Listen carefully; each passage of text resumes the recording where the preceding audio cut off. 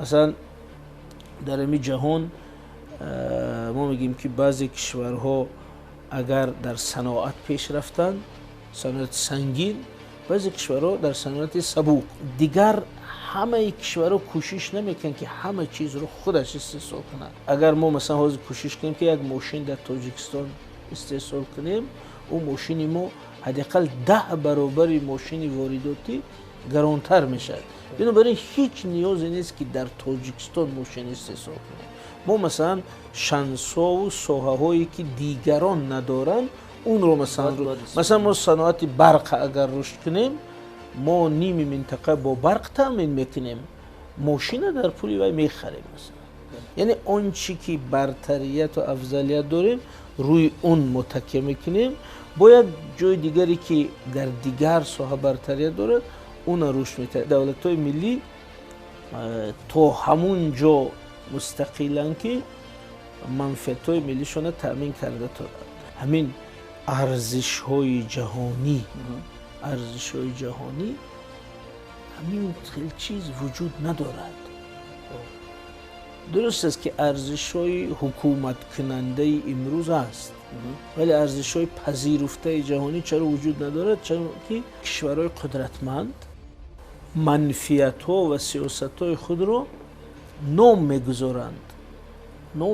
این خیلی نیست که مثلا همین دموکراتیا، حاضر یک تصور این است که اگر جهانی شوی هرچی عمیق‌تر شود، دموکراتیا رشد میکند و دموکراتیا یکی از ارزش‌هایی است که جهانی شوی اون رو میارد.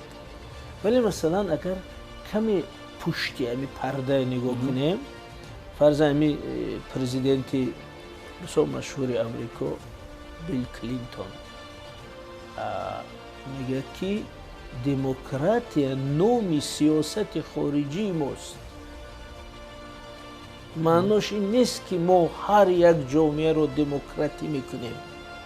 معناش این است که ما با نام دموکراتیا همونجا قدرتمون، سیاستمون، منفعتمون جوری میکنیم. حالی بینید گاهی با تبدلات میاد میگه دموکراتی میکنیم، با جنگ میاد میگه دموکراتی میکنیم، بی ترتیبی و خونریزی میشه میگن برای دموکراتی. یعنی وقتی که مثلا امریکا میگه که ما دموکراتی رو پهن میکنیم، خودشون میدونن که زیر این چی رو در نظر دارن، یعنی که به این واسطه در جهان قدرتش رو پهن میکنه. یا که همین جورج بوش یک جمله مشهور دارد، میگه که دموکراتیا این راهی به لیدری جهانی تبدیل دادن امریکاست. یعنی او خیلی نمیگه که دموکراتیا کنم تا یک تاجیک در تاجیکستان صاحب حقوق باشد، یا یک فرض کنیم افغان در افغانستان صاحب همه حقوق انسانی باشد. او دموکراتیا نوم سیاست خارجیش است. اما آدمی که اگر تحلیلگر نباشه، آگاه نباشه، فکر میکنه که آمدن او یعنی آمدن دموکراتیا، حقوق ها، آزادی. این خیلی نیست. یعنی برای همین سیاست خارجیشون گاه لازم شده طالبان به قدرت میبیاره، لیکن نوم سیاست خارجی دموکرات است. یا همین از همین رو همین گروه های افراطی هم گاه نوم سیاست خارجیشون خلافت است مثلا. همین خیلی، یعنی هر ایدئولوژی نوم میگذارن و زیر او مثلا کارهای اساسی، مثلا گلوبالیزاسیون هم گاه همه خیلی است. یعنی مثلا نمیگوید که تابع ارزش های ما شو، خیلی شما میگی نه، میگه شما جهانی شوید. جهانی شدن، ما او رو گفته با همین جهانی شدن پیوست بشین، گفته رفتن میگیریم. در اصل او اداره کننده روان میدونه که شما کجا برده ایستاده است. بنابراین همین مفهوم که وقتی که ارزش‌های جهانی برتری می‌یابند، اما میگیم که می ارزش‌های جهانی یعنی چی؟ همین خیلی چیز نیست. از این رو شما اگر پهلوی دیگری مسئله رو نگاه کنید، امروز در جهان روندی بزرگی آنتی گلوبالیزاسیونی است، یعنی ضد گلوبالیزاسیون شدن. از این رو من فکر میکنم که ما باید در این مرحله همین فریبی جهانی شدن همچون یک افقی زیبایی که ما رو انتظار است نخوریم. برای در جهان معاصر روز ما روند ضد جهانی شدن داریم.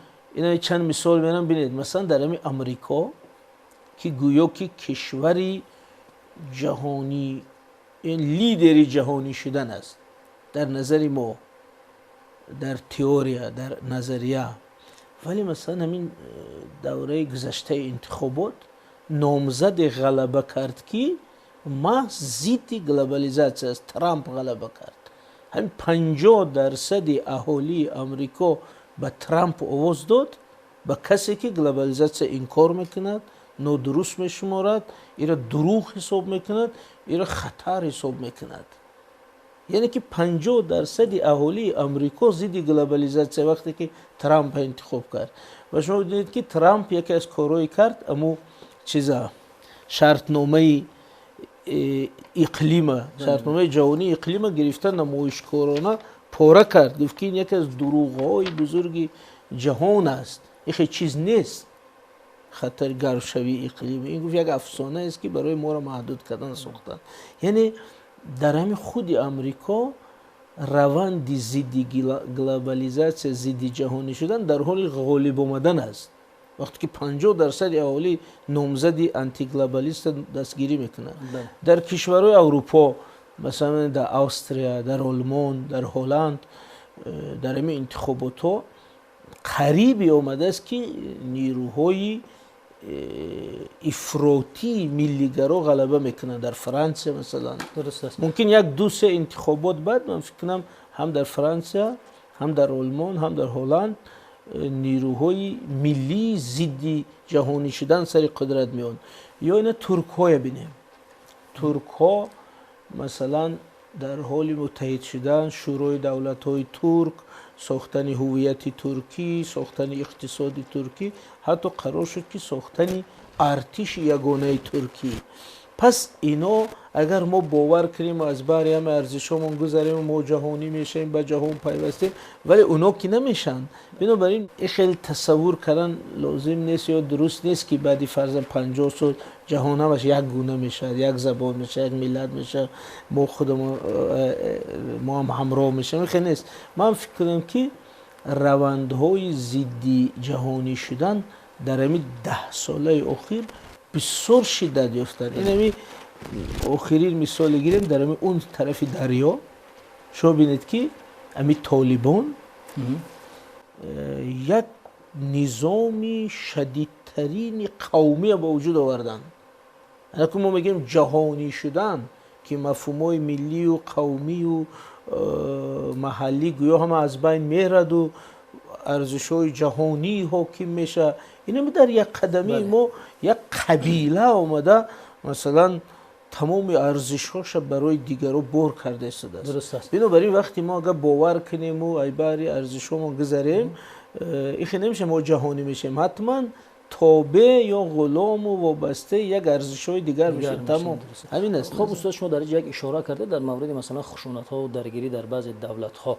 خب بخش از همین شاخه‌های جهانی شوی شده میتونه همین نزاع‌هایی که در منطقه یا که عموما در جهان صورت میگیرد. شما اگر دکترین سیاست خارجی آمریکا ببینید، عموما نظریه‌هایی که سیاست خارجی آمریکا رو بیان میکنن بیشترش این خیلی تاکید میکنید که حوزه منفعت‌های ملی آمریکا تمام جهان است. مثلا اگر ما بگیم که حوزه منفعت‌های ملی ما مثلا تو آسیای مرکزی است یا یک کشور قدرت منطقوی باشد، مثلا سعودی گوید که حوزه منفعت‌هاش همین جهان اسلام است فرضاً، یا ترکیه گوید که خاور میانه است، ولی آمریکا ولی میگن که حوزه منفعت‌های آمریکا همه جهان است. یعنی در جهان جایی نیست که او از دکترین امنیت ملی و سیاست خارجی آمریکا بیرون باشه. مثلا بنابراین چه قدرت در مالدو میبیاد، چه قدرت در کره جنوبی میبیاد، چه قدرت در مصر میبیاد، این جزئی سیاست خارجی و میشد. یعنی از همین رو اداره کردن روندهای سیاسی در درون کشورهای علاهیده که یک بخشی استوار سیاست خارجی ابرقدرت هاست. از همین رو همین نزاع‌هایی که برای تبدیل حکومت، برای تغییر نظام‌های سیاسی، برای تغییر گرایش‌های دولت‌ها می‌بیاد، این بخشی از جهانی شدن یعنی می سیاسی هست، جهانی شدن امنیت. این یک. دوم این که خودی بازار کار در جهان یا تقسیم سرمایه در جهان طور شکل گرفته است که دیگر امکانی ثروتمند مرفه یا که به زندگی شایسته رسیدن کشورهای یک وقت میگفتن جهانی سوم، باز میگم کشورهای در حال رشد، اما امکان موفق شدن کشورهای در حال رشد بسیار کم شده است.